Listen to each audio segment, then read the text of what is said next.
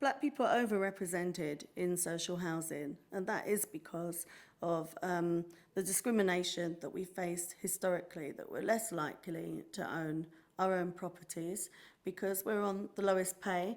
We're more likely to be in temporary jobs and part-time work, which means that we can't get a mortgage in the first place.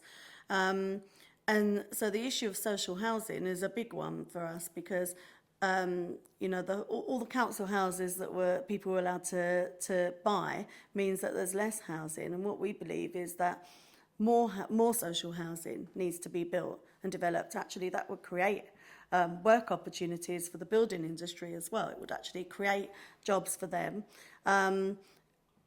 Those houses, en masse should never, or the property should never have been sold off in that way because they were much needed. If you look at the amount of people that are on waiting lists for their whole lifetime waiting for a property and the cost of private rental, even if you look at what happened in the Olympics, private landlords in Newham and around East London, they put the rents up, which drove people out, or they forced their private tenants to go away for 2-3 months so that they could rent their properties out, to get a profit. And there's not enough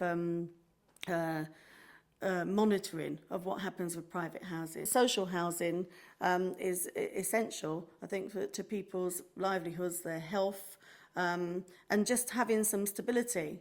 Because if you haven't got stability, and I know when I was younger, I moved around a lot in private housing, and I had to keep moving because there was always something that happened, a dodgy landlord, violent people living in the shared house I was in, poor conditions. And if you haven't got stability and you haven't got roots, it's very difficult then to settle down in a community, to find steady work, and that has a knock-on impact on your economic prospects.